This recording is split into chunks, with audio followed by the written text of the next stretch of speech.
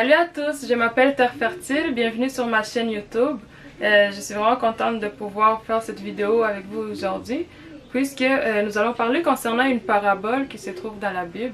Et justement, puisque souvent en lisant la Bible, on peut voir des moments où Jésus-Christ parlait en parabole. Il enseignait en parabole. Il ne disait pas nécessairement « ne faites pas ceci, ne faites pas cela », mais il racontait comme une histoire où il disait un message caché. Souvent, même dans la Bible, on voyait très bien, on comprenait très bien qu'il y a des gens qui n'arrivaient pas nécessairement à comprendre ces paraboles-là. Puis Jésus-Christ disait tout simplement à ses disciples comme quoi que c'est pas donné à tout le monde de comprendre. Et c'est vrai, des fois on peut lire la Bible puis on s'est dit mais voyons, moi je comprends rien de tout ça. Mais Dieu nous a laissé cette grâce-là d'invoquer son Esprit Saint qui peut nous aider à chaque instant, à chaque moment à comprendre qu'est-ce qu'il veut dire dans sa parole ou même qu'est-ce qu'il veut dire dans les révélations qu'il nous donne tous les jours. Et j'aimerais commencer en fait un nouveau segment avec vous. Le segment s'intitule Parabole. Et à chaque vidéo il y aura le titre Parabole à l'intérieur. Il y a plusieurs paraboles dans la Bible, mais nous allons faire une vidéo par parabole et essayer de comprendre en fait qu'est-ce que ce parabole-là veut dire ou quel est le message codé, quel est le message caché à travers ce parabole. Et vous en commentaire évidemment, vous allez pouvoir toujours aussi dire ce que vous en pensez ou ajouter une compréhension que vous avez pu avoir que peut-être moi je n'ai pas reçu. Bien évidemment, je ne connais pas tout, je ne sais pas tout, mais j'aime bien partager puisque c'est de cette façon que on apprend, c'est de cette façon que également lorsque vous allez me transmettre des commentaires, c'est là moi aussi je vais apprendre et tout ça c'est dans le but de grandir dans la foi spirituelle. J'aimerais justement déjà commencer avec un premier parabole qui est nommé le sel de la terre. Ce parabole-là, nous pouvons le trouver dans la Bible à plusieurs endroits. Nous avons Matthieu chapitre 5 verset 13. Vous êtes le sel de la terre, mais si le sel perd sa saveur, avec quoi la lui rendra-t-on? Il ne sert plus qu'à être jeté dehors et foulé aux pieds par les hommes. Et là, nous allons essayer de décortiquer le parabole section par section. Nous allons tout d'abord commencer par comprendre c'est quoi du sel.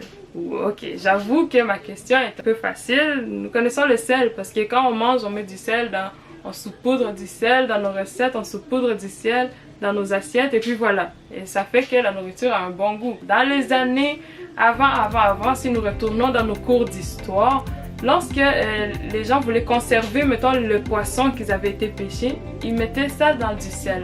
Le sel permettait de conserver leur viande, donc le sel est un agent conservatoire.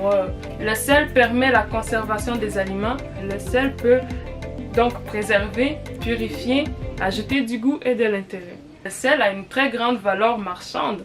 Donc, le sel est quelque chose d'important ici sur la terre. Le sel est quelque chose de nécessaire. Bon, je pense qu'on a compris un peu c'est quoi le sel. Par la suite, on nous dit que vous êtes le sel de la terre.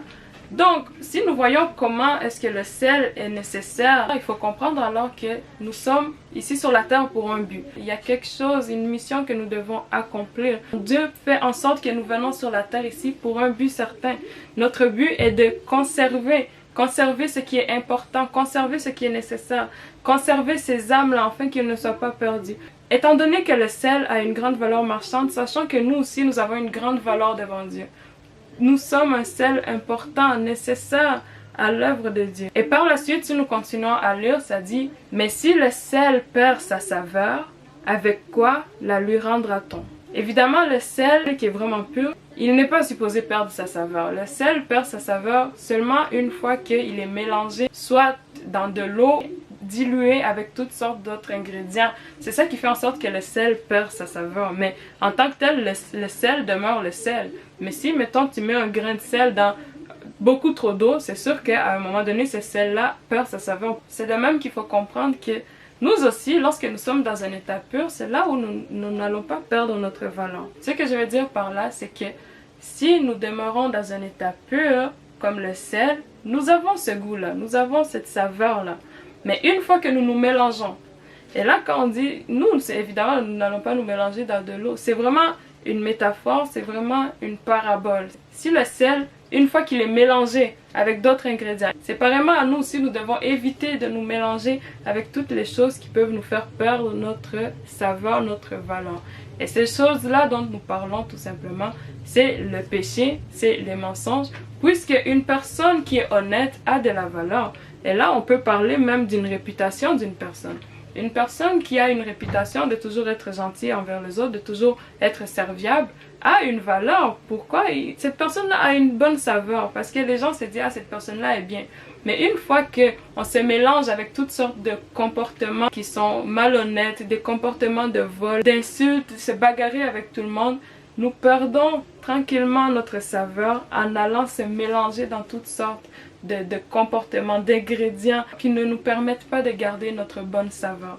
Demeurer pur, c'est ça qui nous permet d'avoir une saveur dans ce monde. Ça termine en disant comme quoi que il ne sert plus qu'à être jeté dehors et foulé aux pieds par les hommes. C'est dans le sens que lorsque tu commences à marcher dans l'impureté, dans toutes sortes de mauvaises actions, c'est un déshonneur devant ton Dieu. Mais bien aimé, il faut se souvenir que une personne qui n'est pas honorée par son Dieu, alors qui d'autre va l'honorer? Une personne qui n'a plus cette valeur-là, il n'y a personne qui va le considérer. Cette personne-là, tous les gens vont le mépriser. C'est de même que si maintenant les gens te nomment « Oh, le menteur, oh, l'hypocrite, oh, telle personne », tu n'as plus cette valeur-là devant les gens et c'est là où ils t'écrasent. Les gens vont commencer à te mépriser parce que, évidemment, tu leur as fait du mal au lieu de devenir ce sel-là qui est nécessaire pour eux. Et puis, comme je disais au début, ces références-là de ces versets, on peut les trouver dans Matthieu chapitre 5, verset 13, mais on peut le trouver aussi à d'autres endroits dans la Bible, dont Marc chapitre 9 verset 50 ou Luc chapitre 14 verset 34. Vraiment que Dieu vous bénisse et encore une fois, vous pouvez m'écrire des commentaires, des messages, etc. Et que Dieu vraiment vous bénisse pour prendre le temps d'écouter cette vidéo. Si vous avez d'autres suggestions, vous êtes les bienvenus. On se dit donc à la prochaine. Bye!